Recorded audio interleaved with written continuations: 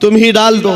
سرکار غریب نواز نے ہاتھ نہیں ڈالا، بہت بڑی آگ لگی ہوئی تھی، بڑی آگ ہے جس کی پوجا ہو رہی تھی۔ اس پنڈت کی گود میں ایک چھوٹا سا بچہ تھا، سال بھر کا، 1.5 سال کا۔ اس کی گود سے بچے کو لے لیا اور آگ میں چلے گئے، اندر چلے گئے۔ اب یہ چیخ پکار کرنے لگا کہ یہ درویش آیا، خود بھی جل گیا، میرے بچے کو بھی لے گیا، اور اتنا ہلہ کیا کہ اندر سے وہ نظر نہیں آ رہے تھے۔ لوگ جمع ہونے لگ گئے، آس پاس کے سب جمع ہو گئے۔ السلام علیکم، ہم آپ کے لیے لے کر آئے اچھا بیان، سنے گا تو انشاءاللہ نفع ہوئے گا۔ اب چلتے ہیں بیان کی طرف۔ اللہ اگر چاہے، اس لیے کہ سرکار غریب نواز کو بھی یہ چیلنج کیا گیا تھا۔ آپ کو ایک پجاری نے کہا تھا، وہ آگ جلائے بیٹھا تھا، غریب نواز نے کہا کہ ذرا اس میں ہاتھ ڈال دو، جس کی عبادت کرتے ہو یہ تو تمہارا خدا ہے۔ اس نے کہا اس میں ہاتھ کیسے ڈالیں گے، یہ تو جلائے گی۔ کہا جس کی عبادت کرتے ہو وہ خود تم کو جلائے گی۔ کتنے سالوں سے عبادت کر رہے ہو؟ کہا میرے باپ دادا سب اسی کی عبادت کرتے آئے، ہم اس آگ کو بجھنے نہیں دیتے۔ کہا پھر ہاتھ ڈالو۔ اس پجاری نے کہا کیسی بیوقوفی کی باتیں ہیں، آگ کا کام ہے جلانا، یہ منطق کے ساتھ ہمارے ساتھ کھیل نہ کرو، ہمیں گمراہ نہ کرو، کیا تم ڈال سکتے ہو؟ سرکار غریب نواز نے کہا میں تو اس کی عبادت نہیں کرتا، لیکن جس کی پیدا کی ہوئی اس کی عبادت کرتا ہوں، آگ کا مالک اللہ ہے۔ تو اس نے کہا تو چلو ٹھیک ہے، تم ہی ڈال دو، تم ہی ڈال دو۔ سرکار غریب نواز نے ہاتھ نہیں ڈالا، بہت بڑی آگ لگی ہوئی تھی، بڑی آگ ہے جس کی پوجا ہو رہی تھی۔ اس پنڈت کی گود میں ایک چھوٹا سا بچہ تھا، سال بھر کا، 1.5 سال کا۔ اس کی گود سے بچے کو لے لیا اور آگ میں چلے گئے، اندر چلے گئے۔ اب یہ چیخ پکار کرنے لگا کہ یہ درویش آیا، خود بھی جل گیا، میرے بچے کو بھی لے گیا، اور اتنا ہلہ کیا کہ اندر سے وہ نظر نہیں آ رہے تھے۔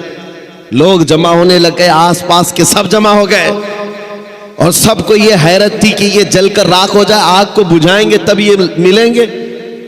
کافی دیر ہو گئی، مجمع جب اکٹھا ہوا، کئی پجاری آئے، سرکار غریب نواز اپنا دامن جھاڑتے ہوئے آگ سے باہر تشریف لا رہے ہیں۔ بچہ بھی گود میں موجود ہے، صحیح سلامت ہے۔ اس نے چھین کر کے اپنے بچے کو لیا، جگہ جگہ پکڑ کر دیکھا، پیشانی بھی ٹھنڈی ہے، کپڑے بھی ٹھنڈے ہیں، کوئی گرمی کا اثر نہیں ہے۔ میرے عزیز و غریب نواز تو اللہ کے ولی ہیں، انہیں آگ نہیں جلائی۔ بات تو سمجھ میں آتی، بچہ پجاری کا تھا، یہ کیوں نہیں جلا؟ مفسرین کہتے ہیں، تاریخ دان کہتے ہیں، دیکھنا یہ ہے ہاتھ میں کس کے تھا بچہ۔ اسی لیے ہم کہتے ہیں خواجہ کا دامن، غوث کا دامن، ارے جہاں ہاتھ لگ جائے اس پر آگ نہیں لگتی۔ میں آپ سے یہ بات کر رہا ہوں، ہم سے بھی کہا گیا تھا یہ کیسی باتیں ہیں، بڑے بڑے دعوے ہیں۔ ہم نے یہی کہا ہمارا دعویٰ نہیں ہے، یہ رسول اللہ کی عزت کی بات ہے، یہ نبی پاک کی حرمت کی بات ہے۔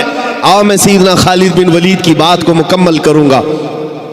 زیادہ ہوتی ہے، جلدی خوف آتا ہے، کسی کا رعب چھا جاتا ہے، ایسے بیمار آدمی کے لیے علاج میں بتا رہا ہوں، وہ حضرت خالد بن ولید کا نام یاد کیا کریں، سیف اللہ المسلول کا نام یاد رکھے۔ وہ ایک سیف اللہ المسلول خالد ابن ولید رضی اللہ تعالیٰ عنہ، جانتے ہو 125 جنگوں میں شرکت کیا، ایک جنگ میں بھی شکست نہیں کھائی، اور ایک جنگ کا حال یہ تھا، کس چیز پر ہم سب کی توجہ ہونی چاہیے، وہ توجہ کر، میدان جنگ میں شریک ہے اور لڑتے لڑتے ان کا حال یہ تھا، وہ خود فرماتے ہیں ایک بالشت جگہ بھی میرے جسم میں ایسی نہیں ہے جہاں تیر نہ چباؤ، تلوار نہ لگی ہو، پورے جسم میں کوئی ایک جگہ بھی ایک بالشت برابر باقی نہیں، ہر جگہ زخم تھے۔ لیکن ایک میدان میں کہتے ہیں کہ اچانک ان کے گردن پر تلوار آ گئی، سامنے کفار و مشرکین ہے، بڑے بڑے پہلوان تلوار سوتے کھڑے تھے، آپ کا امامہ گر گیا، آپ کا امامہ گر گیا میدان جنگ میں۔ مجھے بتاؤ جان بچانا چاہیے کہ امامہ اٹھانا چاہیے؟ پہلی تو اپنی گردن بچائی جائے، اپنی جسم کو بچایا جائے، کیونکہ جان بچانا فرض ہے، جان بچانا فرض ہے۔ خالد ابن ولید سیف اللہ المسلول، اسلام کے عظیم سپہ سالار نے گردن نہیں دیکھی، وہ امامہ اٹھانے چل پڑے، اور اٹھایا، बड़े आराम से सुकून से उठा करके पहनने लगे, और जिन्होंने तलवारें उठाई थी वो सख्ते में रह गए। एक छोटा फौजी भी ये गलती नहीं कर सकता, सिपह सालार इतनी बड़ी गलती कैसे कर सकता है? लोगों ने हाथ तलवार उनके नीचे आ गए। उसके बाद जालिमों ने, दुश्मनों ने पूछा, खालिद इब्न वलीद तुम्हारा ही नाम है? कहा तुम ही सिपह सालार हो, लेकिन ऐसी गलती कैसे कर सकते हो जब तुम्हारी गर्दन पर तलवार लटक रही हो और तुम अमामा उठाने के लिए निकल पड़े हो, पगड़ी बचा रहे हो कि गर्दन बचाना चाहिए? खालिद इब्न वलीद ने मुस्कुरा कर कहा, तुम्हें पता है मैं जिस जंग में भी जाता हूँ अल्लाह की मदद से फतह याबी जरूर मिलती है और फतह का झंडा गाड़ कर आता हूँ, लेकिन इसके पीछे राज ये नहीं है खालिद बिन वलीद अपने बाजुओं की ताकत पर भरोसा रखता हो और अपने बलबूते ये जंगों को फतह करता हो। मेरा विजदान और यकीन ये है इस अमामा मुबारका में रसूलुल्लाह के 3 मुँह मुबारका है, रसूलुल्लाह के 3 मुँह मुबारका हैं, और मेरा यकीन यही है जब तक ये सर पर होते हैं अल्लाह मेरे लिए मैदान आसान कर देता है। निस्बत मुस्तफ़ा पर उन्हें फख्र था, उसी निस्बत पर वो फतह याब हुआ करते थे। ये सहाबा की बातें अर्ज कर रहा हूँ। आपको पता है एक मर्तबा ईसाइयों ने आपको चैलेंज कर दिया था कि अगर तुम्हारा दीन सच्चा है तो आओ खालिद बिन वलीद, हम और तुम सामने बैठते हैं मुबाहिला। अगर दीन तुम्हारा सच्चा है तो जहर की एक शीशी लाई ईसाइयों ने, कहा कि इसको दोनों लोग पिएंगे, जो बच गया उसका दीन सच्चा है। और ये झूठे लोग इस तरह से कभी आगे आ भी नहीं सकते, चैलेंज तो कर लेंगे लेकिन आ नहीं सकते। खालिद बिन वलीद को जब ये कहा गया और वो जहर ऐसा था कि अगर चमड़ी पर भी लग जाता तो चमड़ी जल के निकल जाती, और उस जहर को पीने की बात थी। सामने बड़े बड़े पादरी बैठे हुए थे, उन्होंने सोचा था कि डींग मार लेंगे, लेकिन उन्हें पता नहीं है मोहम्मद अरबी का शेर है, नबी करीम सल्लल्लाहु अलैहि वसल्लम के गुलाम है। ये जिस तरफ निकल गए तूफान और आंधियों ने भी रुख मोड़ लिया है, समंदरों ने रास्ते दे दिए हैं, दो नीम इनकी ठोकर से दहरिया व सहरा। ये इकबाल ने कहा था, पहाड़ उनकी हैबत से राई, सिमट कर पहाड़ उनकी हैबत से राई। खालिद बिन वलीद ने कहा, आ जाओ सामने आ जाओ, बैठते मैं तैयार हूं इस बात के लिए कि जहर हम भी पिएंगे, तुम भी पी लेना, जो बच जाए उसका दीन हक है। लेकिन मुकाबले के लिए जैसे ही सामने आए, जहर की शीशी रखी हुई है, बहुत खतरनाक जहर है, चमड़ी पर भी लग जाए तो जल करके निकल जाए। आपसे कहा गया उठाओ और पी लो। तो हजरत खालिद बिन वलीद ने कहा दोनों की तरफ से पीना है, लेकिन उन्होंने कहा नहीं, पहले आप करेंगे। हमेशा बातिल डरता है और उसको शक ही तो है, हक होने का यकीन नहीं है जितना ईमान वाले को होता है। ईमान वाले को होता है। मुझे कुछ लोगों ने कहा था आपने आग में कूदने की बात की है, गुस्ताख रसूल के खिलाफ। आग का काम है जलाना, तासीर है, कैसे होगा? मैंने कहा ये मैंने अपनी ताकत के बलबूते नहीं कहा, रसूलुल्लाह की इज्जत के बल। नारे इतना यकीन है, तकबीर, नारे रिसालत, नारे रिसालत, तहफ्फुज़े नामे रिसालत, तहफ्फुज़े नामूसे रिसालत। मुझे इतना यकीन है आग का काम है जलाना, वो जलाएगी, हर एक को जलाएगी, लेकिन ये भी मेरा अकीदा है कि जब तक रब की मंशा ना होगी दुनिया की कोई आग असर भी ना कर सके। ये भी मेरा ईमान है। अल्लाह अगर चाहे, इसलिए कि सरकार गरीब नवाज को भी ये चैलेंज किया गया था। आपको एक पुजारी ने कहा था, वो आग जलाए बैठा था, गरीब नवाज ने कहा कि जरा इसमें हाथ डाल दो, जिसकी इबादत करते हो ये तो तुम्हारा खुदा है। उसने कहा इसमें हाथ कैसे डालेंगे, ये तो जलाएगी। कहा जिसकी इबादत करते हो वो खुद तुमको जलाएगी। कितने सालों से इबादत कर रहे हो? कहा मेरे बाप दादा सब इसी की इबादत करते आए, हम इस आग को बुझने नहीं देते। कहा फिर हाथ डालो। उस पुजारी ने कहा कैसी बेवकूफी की बातें हैं, आग का काम है जलाना, ये मंतिक के साथ हमारे साथ खेल ना करो, हमें गुमराह ना करो, क्या तुम डाल सकते हो? सरकार गरीब नवाज ने कहा मैं तो इसकी इबादत नहीं करता, लेकिन जिसकी पैदा की हुई उसकी इबादत करता हूं। आग का मालिक अल्लाह है, تو اس نے کہا تو چلو ٹھیک ہے تم ہی ڈال دو, تم ہی ڈال دو. سرکار غریب نواز نے ہاتھ نہیں ڈالا. بہت بڑی آگ لگی ہوئی تھی, بڑی آگ ہے جس کی پوجا ہو رہی تھی. اس پنڈت کی گود میں ایک چھوٹا سا بچہ تھا, سال بھر کا, 1.5 سال کا. اس کی گود سے بچے کو لے لیا اور آگ میں چلے گئے, اندر چلے گئے. اب یہ چیخ پکار کرنے لگا کہ یہ درویش آیا, خود بھی جل گیا, میرے بچے کو بھی لے گیا. اور اتنا ہلہ کیا کہ اندر سے وہ نظر نہیں آ رہے تھے. لوگ جمع ہونے لگے, آس پاس کے سب جمع ہو گئے, اور سب کو یہ حیرت تھی کہ یہ جل کر راکھ ہو جائے, آگ کو بجھائیں گے تب یہ ملیں گے. کافی دیر ہو گئی, مجمع جب اکٹھا ہوا, کئی پجاری آئے. سرکار غریب نواز اپنا دامن جھاڑتے ہوئے آگ سے باہر تشریف لا رہے ہیں. بچہ بھی گود میں موجود ہے, صحیح سلامت ہے. اس نے چھین کر کے اپنے بچے کو لیا, جگہ جگہ پکڑ کر دیکھا, پیشانی بھی ٹھنڈی ہے, کپڑے بھی ٹھنڈے ہیں, کوئی گرمی کا اثر نہیں ہے. میرے عزیز و غریب نواز تو اللہ کے ولی ہیں, انہیں آگ نہیں جلائی. بات تو سمجھ میں آتی, بچہ پجاری کا تھا, یہ کیوں نہیں جلا؟ مفسرین کہتے ہیں, تاریخ دان کہتے ہیں, دیکھنا یہ ہے ہاتھ میں کس کے تھا بچہ. اسی لیے ہم کہتے ہیں خواجہ کا دامن, غوث کا دامن, ارے جہاں ہاتھ لگ جائے اس پر آگ نہیں لگتی.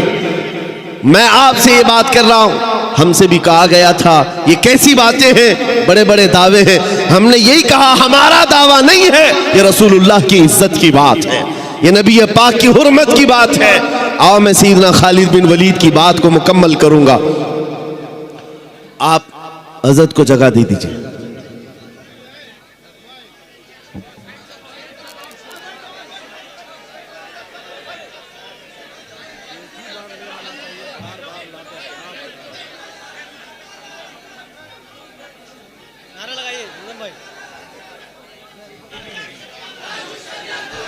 نعرہ تکبیر, نعرہ رسالت, مسلک اعلیٰ حضرت, مسلک اعلیٰ حضرت, چشم و چراغ خاندان اعلیٰ حضرت, نبیر اعلیٰ حضرت, نبیر اعلیٰ حضرت, شہزادگان قمر ملت, شہزادگان حضور قمر ملت. نعرہ تکبیر, نعرہ رسالت. جو جہاں ہے وہیں بیٹھ جائیے حضرات, بہت اچھی گفتگو ہو رہی ہے. حضرت بہت محبت کے ساتھ گفتگو کر رہے ہیں, آپ حضرات سماعت فرمائیں.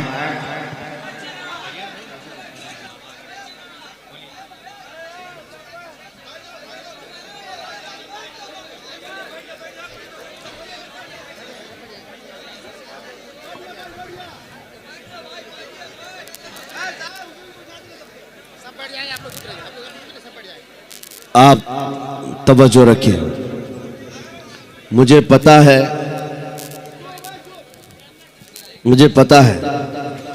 کہ یہ جتنے خاموش بٹھانے والے ہیں وہ خاموش بیٹھ جائیں.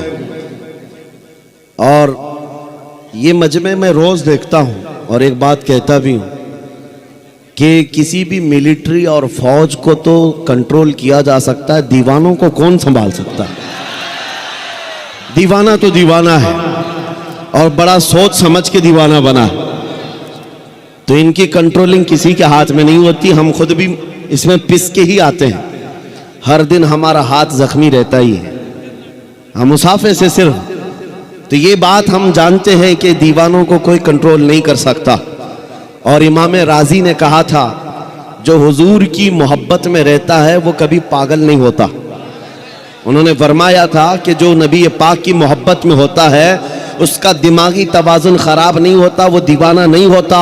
لیکن ساتھ میں ایک جملہ اور بھی کہا ہے, اور اگر کبھی دیوانہ بن گیا تو صرف ان کے لیے بنتا ہے, صرف ان کے لیے بنتا ہے.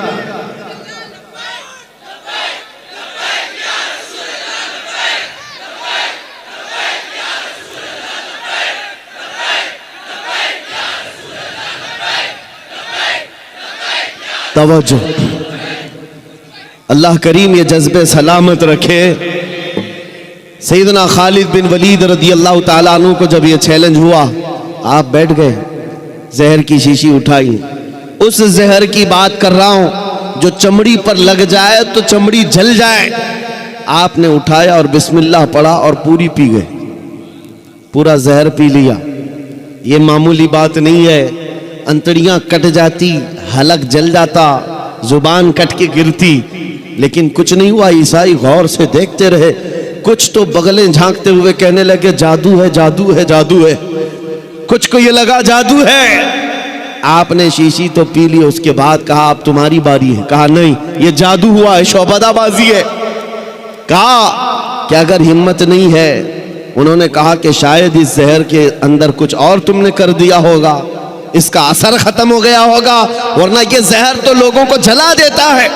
آپ نے کہا اگر تم کو ایسا لگتا ہے اس کا اثر ختم ہو گیا تھا اور میں نے پی لیا, یہ بچی ہوئی جتنی اس کو چک کر کے ہی دکھا دو, اس کو چک کر کے ہی دکھا دو. باطل وہاں سے بھاگ گئے. نبی کریم صلی اللہ تعالی علیہ وسلم کے دیوانوں کا ایمانی معاملات میں مقابلہ کبھی نہیں ہو سکتا, کبھی نہیں ہو سکتا. یہ تاریخ کی سچائیاں ہیں عزیزان گرامی. ہر زمانے میں ٹکراؤ تو ہوتا رہا ہے. ان کے پاس طاقت کا مظاہرہ کرنے کے لیے ہتھیار تو ہو سکتے ہیں, تلواریں ہو سکتی ہیں, بندوق بارود سب کچھ ہو سکتا ہے, لیکن ایمانی طاقت صرف اور صرف نبی کے غلاموں کے پاس, حضور کے غلاموں کے پاس ہے. آپ کو پتہ ہے یہی خالد بن ولید رضی اللہ تعالیٰ روم کے ان لوگوں سے جب مقابلہ کرنے کے لیے گئے جو لاکھوں کی تعداد میں تھے, بادشاہ اور اس کی فوج سامنے مقابلے کے لیے آئی, تو خالد بن ولید کو انہوں نے ٹانٹ مارا تھا. کہا مدینے کے نکلے ہوئے یہ صحرا نشین, یہ بادیاں نشین جن کے کپڑوں میں پیوند لگے, پیروں میں چپل نہیں, کھجور کی گھٹلی پر پورا دن گزارتے, یہ رومیوں کا مقابلہ کرنے کے لیے آئے. وہ رومی جو ٹھاٹ باٹ سے رہنے والے, عیش و عشرت اور شراب قدوں پر رہنے والے, انہوں نے جب یہ تانا مارا تو سیدنا خالد بن ولید نے کیا کہا تھا پتہ ہے؟ روم کے بادشاہ سے کہا کہ تم اس قوم سے مقابلہ کرنے کے لیے آئے ہو جو تمہاری قوم شراب سے جتنی محبت کرتی ہے اس سے کئی درجے زیادہ محمد عربی کے غلام موت سے محبت کرتے. تم کو شراب میں جو نشہ ملتا ہے وہ ہمیں شہادت میں مزہ ملتا. یہ اس قوم سے تم ٹکرا رہے ہو جن کے ہاں موت کوئی حادثہ نہیں. ارے وہاں تو بڑھ بڑھ کر کے لوگ آیا کرتے تھے, بڑھ کر کے آیا کرتے. دنیا کو اسی بات کا ڈر ہے. میں ایک سوال کرتا ہوں آپ سب سے, کبھی سوچا آپ نے, کبھی سوچا دل میں, دل پہ ہاتھ رکھ کر کے بتا, دنیا کی سب سے بڑی سزا کچھ ہو سکتی ہے تو کیا ہوگی؟ موت. اس کے بعد کیا ہوگا؟ ایک بار موت آنی ہے اور دنیا ڈراتی اسی بات سے. موت سب سے بڑی چیز ہے, اس کے بعد تو کچھ نہیں ہونا ہے.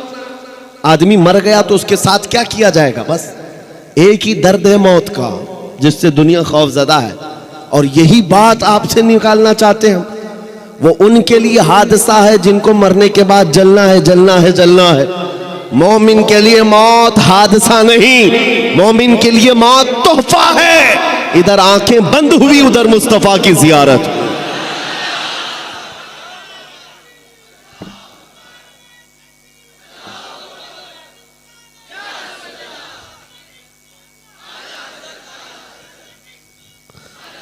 نبی کریم صلی اللہ تعالیٰ علیہ وسلم کے غلاموں نے یہ جو استقامت دکھائی, ان کو یہ حقیقت معلوم تھی کہ عزت رسول اللہ کے قدموں میں ہے, عزت نبی پاک کے سے وابستگی میں ہے.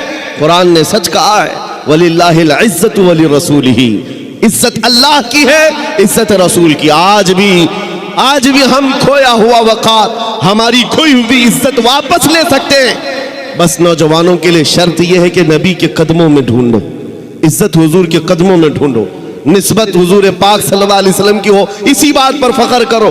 تم اپنی دوسری چیزوں پر فخر کرنا چھوڑ دو کہ تمہارے پاس کتنا مال ہے, کتنی جائیداد ہے, عہدہ کیا ہے, منصب کیا ہے, خاندان کیا ہے, پراپرٹی کیا ہے, یہ گنوانا چھوڑ دو. فخر کرنے کی کوئی چیز ہے تو حضور کی غلامی پر فخر کرو.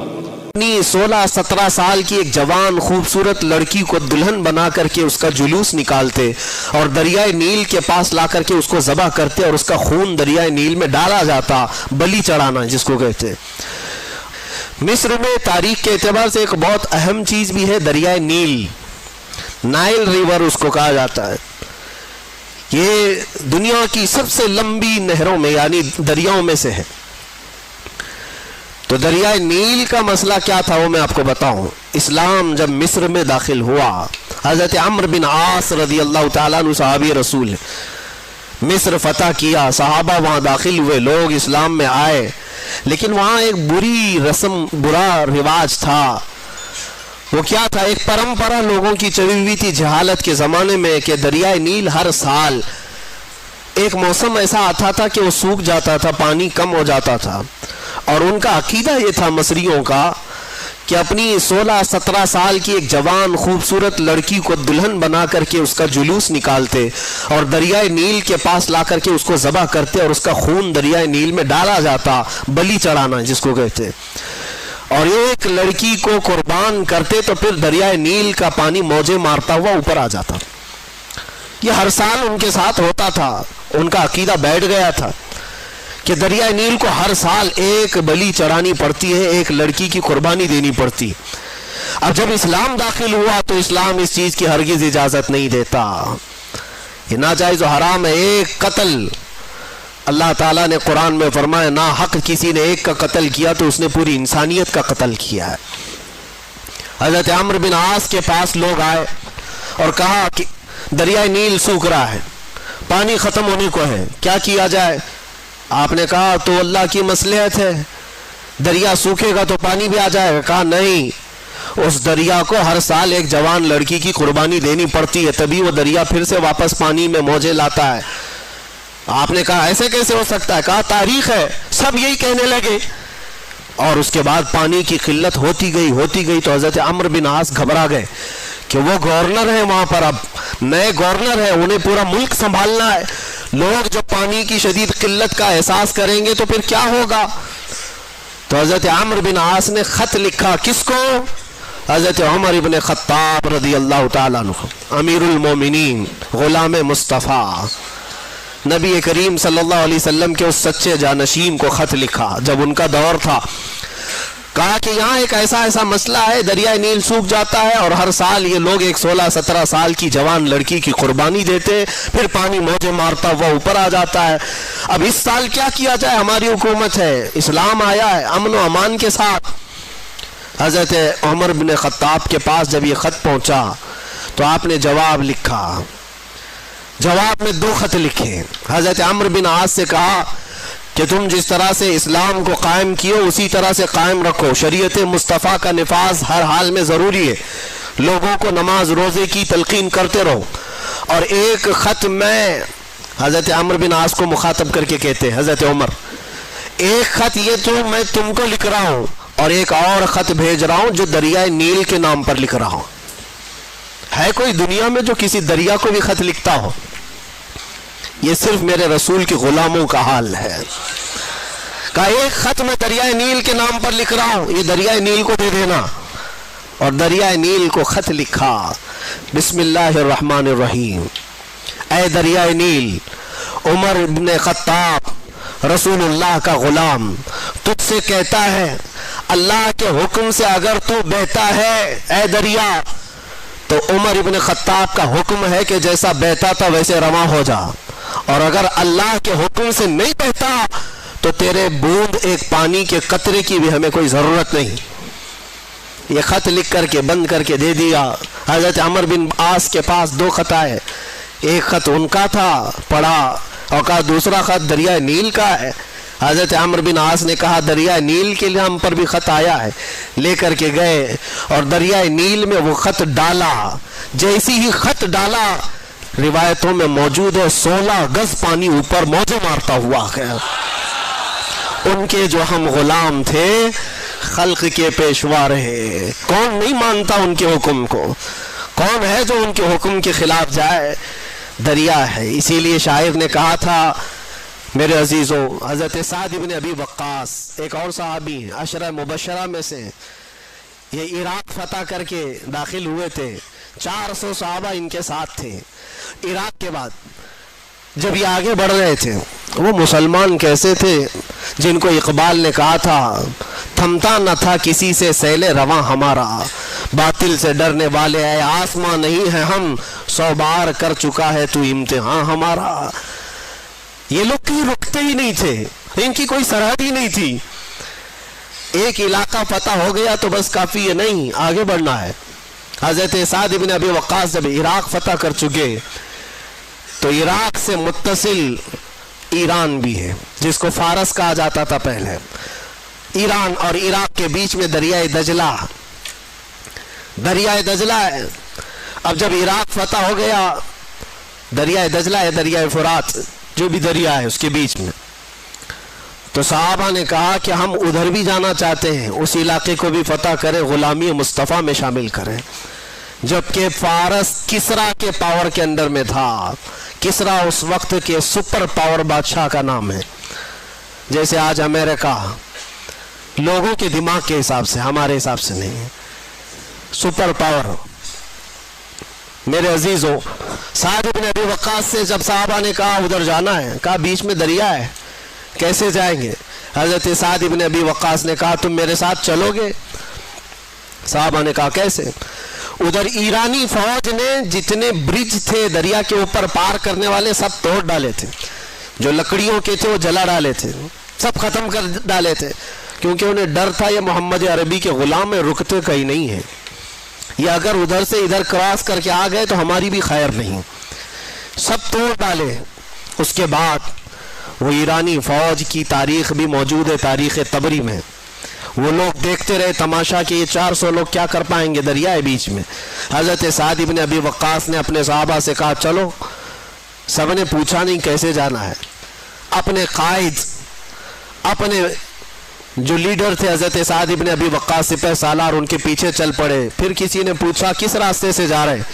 سعد بن ابی وقاص نے کہا دریا سے جائیں گے۔ اور کیسے جائیں گے؟ گھوڑوں پر بیٹھے ہوئے ہیں، دریا سے جانے کی بات کرتے ہیں، کیا تمہارا گھوڑا اتنی چھلانگ لگائے گا کہ اس دریا کو کراس کر جائے گا؟ سعد بن ابی وقاص نے کہا کوئی چھلانگ لگانے والا گھوڑا نہیں، چل کر کے ہی جائے گا۔ یہ تاریخ میں پہلی بار ہو رہا ہے۔ سعد بن ابی وقاص نے کہا میرے پیچھے چلو۔ صحابہ نے سب اپنے اپنے گھوڑے ان کے ساتھ لگا دی۔ سعد بن ابی وقاص کا گھوڑا پہلی مرتبہ دریائے دجلہ پر پاؤں رکھتا ہے، آپ نے اللہ اکبر کہا، دوسرا پاؤں رکھتا ہے، آپ نے اللہ اکبر کہا۔ صحابہ نے دیکھا سعد بن ابی وقاص کا گھوڑا دریائے دجلہ پر چلتا ہوا جا رہا ہے، اس کے ٹاپ پر کوئی پانی کا نشان بھی نہیں ہے، ٹاپوں پر پانی تک بھی نہیں۔ تو سارے صحابہ پانی پر چلتے ہوئے چلے گئے۔ یہ تاریخ کی سچائیاں میں بتا رہا ہوں۔ ایرانی فوج اس وقت ملک فارس کی کسرا کی فوج یہ دیکھ کر کے کیا کہتی ہے جانتے ہو؟ کہتی ہے دیواں آمدند، فارسی میں دیواں آمدند، ارے جنات کی جماعت آ رہی ہے، ایسا لگتا ہے جنات کی جماعت آ رہی ہے پانی پر چلتے ہوئے۔ میرے عزیزو تمہیں بھی دکھانا ہے جنات کی جماعت ہوتی کیسی ہے۔ وہ چل کر کے چلے گئے اور جب دریائے دجلہ کو عبور کر لیا، میرے عزیزو ان کی ہیبت سے ویسے تھرا گئے تھے کہ ملک فارس پورا پرچم اسلام میں آ گیا تھا، اسلام کا پرچم لہرانے لگا تھا۔ عزیزان گرامی وقار، اسی بات کو اقبال نے کہا تھا کہ یہ تھمتا نہ تھا کسی سے سیل رواں ہمارا، اور شاعر نے کیا کہا؟ دشت تو دشت ہے دریا بھی نہ چھوڑے ہم نے، بحر ظلمات میں دوڑا دیے گھوڑے ہم نے۔ یہی واقعات تھے۔ لیکن مجھے بتاؤ، ایک دریائے نیل ہے، حکم مان رہا ہے عمر ابن خطاب کا، ایک دریائے دجلہ ہے، حکم مان رہا ہے سعد ابن ابی وقاص کا۔ اس لیے نہیں کہ یہ لوگ جادوگر تھے، اس لیے نہیں کہ بہت پاورفل لوگ تھے، صرف اس لیے مان رہے ہیں یہ سارے لوگ حکم ان کے جو ہم غلام تھے، ان کے جو ہم غلام تھے، خلق کے پیشوا رہے۔ مان کر کے دیکھو، حضور پاک صلی اللہ تعالیٰ علیہ وسلم کی امت میں اللہ نے تمہیں پیدا کیا ہے، تمہاری عظمت بہت بلند ہے، تمہاری ویلیو کو تم پہچانو۔ ہاں ہمارے ساتھ چیلنجز ہیں، ہمارے ساتھ مقابلے ہوں گے، لیکن اللہ تبارک و تعالیٰ کی حمایت بھی ہوگی۔ میں آپ کو تحدیث نعمت کے طور پر کہتا ہوں، تحدیث نعمت کے طور پر، میں اپنی بڑائی کے لیے نہیں کہتا، آج اس لیے صرف اظہار کر رہا ہوں کہ میں یہی رات رہی ہوگی یا اس سے پہلی والی رات رہی ہوگی، مجھے اندر ایسا بند کر دیا گیا تھا کہ دن و رات بھی معلوم نہ پڑے، نمازوں کے وقت کا خیال اندازے پہ کرنا پڑ جائے. جس کو ایسی ہائی سیکیورٹی کہا جاتا ہے جہاں پرندہ بھی پر نہیں مارتا, وہ تو دنیا بھر کو معلوم ہے میرا جرم کیا تھا. ہمارا جرم صرف اتنا ہے, جرم اتنا ہی ہے کہ حق بولتا ہوں برملا, چاٹنا کسی کے تلوے ہے نہیں فطرت میری. میں آپ کو ایک بات بتا رہا ہوں, 4 یا 5 دن سے بھوک اور پیاس کی شدت تھی, ایک لقمہ بھی میں نے کھایا اور پیا نہیں تھا, اور موت کا انتظار کر رہا تھا, شاید موت آ جائے گی. لیکن جس جگہ پر میں لیٹا ہوا تھا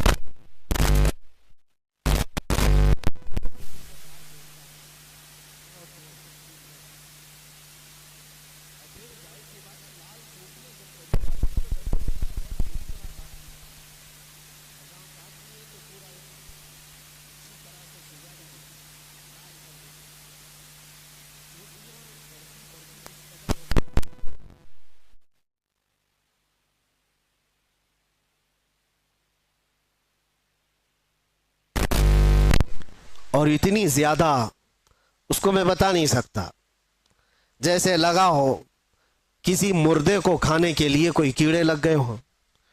پھر دل ہی دل میں احساس ہونے لگا کہ شاید میری موت ہو گئی ہوگی اور یہ کیڑے کھا رہے ہوں گے, کیونکہ غشی آ جاتی تھی, غنودگی آتی تھی, تو لگتا تھا ہم کسی دوسری دنیا میں, کوئی انسان تو دکھتے نہیں تھے, سورج بھی نہیں دکھتا ہے, اندھیرا ہے. 3 سے 4 گھنٹے اس طرح سے لیٹے رہے, چونٹیاں ادھر کاٹیں گی ادھر کاٹیں گی, گردن پہ آ گئی, چہرے پہ آ گئی, جسم میں آ گئی. ظاہر سی بات ہے لگ تو رہا تھا, افطاری کا وقت قریب تھا. اب اس کے آگے کے معاملات جو میرے ساتھ ہوئے وہ میں ایکسپلین نہیں کر سکتا, لیکن اتنا بتانا چاہتا ہوں, طاقت آئی, جس نے بھی اٹھایا مجھے, کون تھا, کس نے اٹھایا, اللہ ہی بہتر جانے. جب اٹھ کر کے دیکھا بستر پر ساری چونٹیاں پڑی ہوئی ہیں, چل رہی ہیں, رینگ رہی ہیں جسم پر, اور میرے رب کریم کا احسان ہے سے ان 50 نہیں 1000 چونٹیوں میں سے ایک چونٹی نے بھی کاٹا نہیں تھا. وہ اس لیے نہیں کہ میں کوئی پاورفل آدمی یا میں کوئی پرہیزگار, میں کوئی اللہ کا ولی نہیں, میں اس کا کوئی دعویٰ نہیں کرتا, کوئی دعویٰ نہیں کرتا. میری طاقت بھی اتنی نہیں تھی کہ چونٹیوں کو نکال کر الگ کیا جائے. لیکن اور یہ بھی نہیں ہے کہ کبھی کاٹی نہیں, کاٹتی ہیں, ابھی بھی کاٹیں گی, ابھی اگر ہاتھ پہ رکھ دیں تو کاٹ لیں گی. پہلے بھی کاٹی ہیں, مچھر بھی کاٹے ہیں, ایسے ہم ہیں نہیں کہ ہم کو نہیں کاٹتے, کاٹتے ہیں. لیکن وہ سچویشن جہاں آدمی پوری طرح سے مجبور ہو گیا ہو, ہاتھ پیر ہلا نہ پاتا ہو, چونٹیاں چڑھ گئی ہوں اور پھر نہ کاٹ رہی ہوں, تب یہ احساس ہوا رب ذوالجلال تو جہاں جیسا چاہے اپنے حبیب کے غلاموں کی حفاظت کرتا ہے.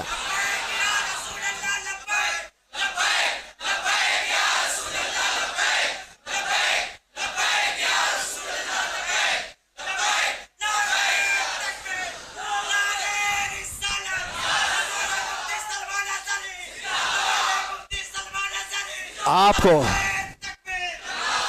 مجھے وہ حدیث یاد آئی جب صحابہ اکرام رضوان اللہ تعالیٰ علیہ مجمعین کی ایک جماعت کو اللہ کے نبی صلی اللہ تعالیٰ علیہ وسلم نے تبلیغ کے لیے بھیجا تھا. 70 صحابہ اکرام میں جب وہ تبلیغ کے لیے گئے تھے, کفار و مشرکین نے دھوکے سے ان سارے صحابہ کو شہید کر ڈالا تھا, سارے صحابہ کو شہید کر دیا تھا, اور 3 بچ گئے تھے. 3 میں سے وہ صحابہ کو قید کر لیا تھا, اور قیدی ایسا بنایا تھا کہ 24 گھنٹے ان کی نگرانی پر بیٹھے رہتے تھے، زنجیروں سے باندھ کر کے صحابہ کو. اس کے بعد ہوا یہ کہ اس میں ایک صحابی حضرت زید بن دسنہ رضی اللہ تعالیٰ عنہ، ان کو ان ظالموں نے نہایت ہی بے دردی کے ساتھ ان کے ہاتھ کی انگلیاں، ان کے پیر کی انگلیاں، ان کے ہونٹ، ان کے کان، ان کے ناک سب کاٹ کر کے شہید کیا تھا. ایک غلام مصطفیٰ کو نہایت ہی دردناک انداز میں شہید کیا، اور اس کے بعد ان کی لاش کو لٹکا کر کے رکھا ایک کھمبے سے اور پہرا لگا دیا کہ ان کی لاش کو کوئی لے کر کے نہ جا سکے، کوئی لے کر کے نہ جا سکے. 2 صحابہ تھے وہاں پر، زید بن دسنہ رضی اللہ تعالیٰ عنہ اور ایک دوسرے صحابی حضرت خباب بن الارت یا خبیب بن عدی رضی اللہ تعالیٰ، 2 میں سے کوئی ایک صحابی ہیں. اللہ کے نبی صلی اللہ علیہ وسلم مدینہ طیبہ میں بیٹھے ہیں. حضور پاک صلی اللہ علیہ وسلم نے فرمایا ظالموں نے میرے غلاموں کو شہید کیا ہے میرے غلاموں میں سے کوئی جو بچے ہوئے میرے ان صحابہ کی لاشوں کو لے کر کے آئے میرے پاس. 2 جری صحابہ تھے، حضرت طلحہ، حضرت زبیر رضی اللہ تعالیٰ عنہ. گھوڑا لے کر یہ 2 ہی لوگ نکلے تھے. تقریباً 500 کے قریب کفار جس کی پہرہ داری کر رہے ہیں، ان پہروں میں سے وہ صحابہ کی لاش کو لانے کے لیے صرف نبی کے 2 غلام نکلے تھے. انہوں نے کہا ہم لے کر کے آئیں گے. اور جب یہ 2 صحابہ نکل کر کے آئے تھے، رات میں بھی اور دن میں بھی پہرے داری میں بیٹھے ہوئے ہیں کفار و مشرکین 2 صحابہ کی لاشوں پر. اب سوچیے آپ، رات کے وقت یہ پہنچے تھے دونوں صحابہ، اور جیسے یہ قریب گئے تو دیکھا پورے تلوار سوتے ہوئے پہرا دے رہے ہیں. ان دونوں صحابہ نے اللہ کی بارگاہ میں عرض کیا کہ مولا، ہمارے پاس نہ تلوار کی طاقت، نہ بھالے اور نیزے کی طاقت، ہمارے پاس صرف ایمان کی طاقت ہے. ہم تجھ پر یقین رکھتے ہیں اور تیرے نبی پر ایمان رکھتے ہیں. تو اگر مدد نہیں کرے گا تو دنیا ہم سے کس طرح کا سلوک کرتی ہے. دیکھا یہ دونوں صحابہ دعا کر رہے تھے، وہ سارے کفار و مشرکین کو اونگ لگ گئی، نیند لگ گئی. ان کے بیچوں بیچ سے گئے اور ان صحابہ اکرام کی لاشوں کو اٹھایا. ایک صحابی کی لاش کو اٹھایا اور رکھا اور لے کر نکل پڑے. دوسرے وہاں پر موجود رہ گئے. جب تک وہ جاگے تو وہ صحابی رسول جو وہاں رہ گئے تھے، تو ظالموں نے یہ سوچا کہ کسی نہ کسی طرح ان کو بھی یہ لے جائیں گے، ان کو کسی طرح سے یہاں کاٹ کاٹ کر کے ٹکڑے ٹکڑے میں بدل دیا جائے. تو جیسے ہی اس بری نیت کے ساتھ قریب آئے، شہد کی مکھیوں کا ایک چھتا پورا اس صحابی کے اطراف لگ گیا. اتنی خطرناک مکھیاں آ گئیں. وہ صحابی رسول جن کی لاش وہاں پر موجود ہے، پوری مکھیاں، شہد کی مکھیاں. اور کفار و مشرکین میں سے کوئی قریب جاتا تو اتنا ڈنک مارتی تھی کہ وہ سوج جاتا تھا اور زہر چڑھ جاتا تھا. وہ شہد کی مکھیوں سے خوف کھا کر سارے بھاگ گئے. اس صحابی رسول کی جسم کو، ان کی لاش کو کوئی ہاتھ نہیں لگا سکا، ہاتھ نہیں لگا سکا. یہ واقعہ میرے ذہن میں آنے لگا کہ یہ رب تبارک و تعالیٰ کا دستور ہے، اپنے حبیب کے غلاموں کو کبھی شہد کی مکھیوں سے اور کبھی چونٹیوں سے حفاظت کرتا ہے. جب وہ اپنے نبی پاک کی حفاظت غار ثور میں مکڑی کے جالے سے کرتا ہے، تو اے غلامان مصطفیٰ، کیا تمہارا ایمان کمزور ہے؟ اگر رب چاہے آج بھی تمہاری حفاظت صرف ہواؤں سے فرمائے گا، صرف ہواؤں سے فرمائے گا. بڑے بڑے نمرود آئے اور بڑے بڑے فرعون آئے جن کو اللہ تعالیٰ نے ہلاک و برباد کیا. نمرود کو ایک مچھر سے اور فرعون کو صرف پانی سے غرق کیا. اور انتظار کرنا، ہمارے دور کے فرعون کے لیے بھی کوئی مچھر ضرور آئے گا. ہر دور کے نمرود اور ہر دور کے فرعون کا انجام وہی ہوتا ہے جو اس کے ظلم کا انجام ہوتا ہے. اس لیے کہ قرآن میں اللہ تعالیٰ فرماتا ہے وَمَا اللَّهُ بِغَافِلٍ عَمَّا يَعْمَلُ الظَّالِمُونَ. اللہ تبارک و تعالیٰ ظالموں کے کام سے بے خبر نہیں ہے، ہر چیز دیکھ رہا ہے. غلام ہی تو تھے اور اس کے بعد انہوں نے پوری دنیا کو دکھایا ہے. مدینے سے وہ نکلے تھے، صحراؤں میں رہنے والے ہیں، بادیہ نشین چٹائیوں پر بیٹھنے والے ہیں، اور پیون لگے کپڑے پہننے والے ہیں.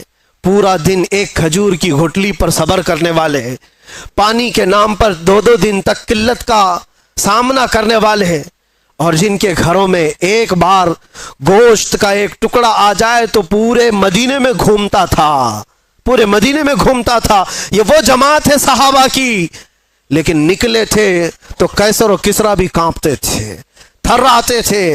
जानते हो रोम उस वक्त का पावरफुल मुल्क था, दूसरा पावरफुल है ये कैसर जिसको कहते। उस जमाने की 2 सुपर पावर ताकतें कैसर और किसरा, यानी पर्शियन एम्पायर और रोमन एम्पायर। रोम को फतह करने के लिए जब आमना सामना हुआ था तो किसका हुआ था? अल्लाह के शेर सैफुल्लाहिल मसलूल खालिद बिन वलीद रदी अल्लाह ताला अन्हु। और उनके सामने जो सलीबी आए थे, जो दुश्मन आए थे, उन्होंने पुकार करके क्या कहा था कि ये कौन से गुलाम आए हैं? ये अरब वाले लोग आए हैं, ये बद्दू लोग आए हैं जो खजूर खाकर रहते हैं। ताना मार रहे थे। उनके पास 4 लाख की फौज थी। खालिद बिन वलीद से उन्होंने क्या कहा था कि तुम्हारे पास सब्जी काटने की भी तलवारें नहीं है, तुम जो लेकर के आए हो। खालिद बिन वलीद ने जवाब में सिर्फ इतना ही कहा था, ए ईसाइयों, तुम्हारी फौज जिस तरह शराब को पसंद करती है, हमारी फौज शहादत को पसंद करती है। यहां वो जज्बा लेकर के आए हैं, तलवारें ना देखो, भाले ना देखो, नेज़े ना देखो, ईमान लेकर के आए हैं, यकीन लेकर के आए हैं।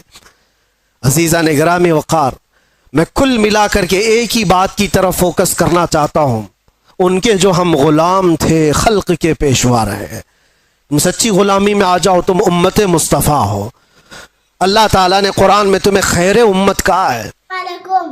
अब हजरात को ये बयान अच्छा लगा होगा, बयान अच्छा लगा होगा तो वीडियो को लाइक करें, चैनल को सब्सक्राइब करें और प्यारा सा कमेंट करें, और फिर बाद में मिलते हैं। अल्लाह हाफिज।